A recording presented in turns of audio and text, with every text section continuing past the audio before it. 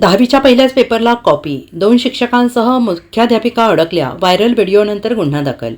राज्यात 12वी नंतर आता 10वीच्या देखील परीक्षा सुरू झालेल्या असून कॉपीमुक्त अभियानासाठी सरकार आणि प्रशासनाने कंबर कसली आहे.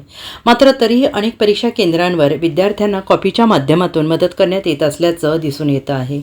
त्यातच जालना जिल्ह्यात 10वीच्या परीक्षेच्या पहिल्या दिवशी मराठीचा पेपर फुटल्याची घटना घडली.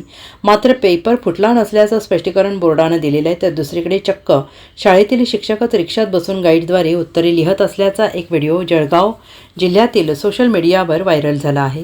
आता या प्रकरणी चौकशी केली असता संबंधित व्हिडिओ कुठला आणि व्हिडिओतील शिक्षक आणि शिक्षिका कोण आहेत याची माहिती समोर आली. यामध्ये एक मुख्याध्यापिका असून 2 शिक्षक आहेत आणि या सगळ्यांविरोधात पोलिसात गुन्हा दाखल करण्यात आलेला आहे. इयत्ता 10वीच्या बोर्ड परीक्षेसाठी परीक्षा देणाऱ्या विद्यार्थ्यांना मदत व्हावी या उद्देशाने काही शिक्षक हे उत्तर लिहून देण्याचा प्रयत्न करत असल्याचा व्हिडिओ जळगाव जिल्ह्यात सोशल मीडियाच्या माध्यमातून व्हायरल झाल्याने खळबळ उडाली आहे. एका रिक्षात बसून एक शिक्षक 2 महिला शिक्षिकांकडून हा कॉपीचा गैरप्रकार होत असल्याचं उघडकीस आलेलं आहे. व्हायरल व्हिडिओच्या चौकशीनंतर व्हिडिओतील शिक्षिका आणि शिक्षकांविरोधात गुन्हा दाखल करण्यात आलेला आहे. रिक्षात बसून कॉपी पुरवण्याच्या तयारीत असलेल्या 2 शिक्षिका, एका शिक्षकाची क्लिप कॉल काल जळगावमधील सोशल मीडियात व्हायरल झाल्याने खळबळ उडाली होती.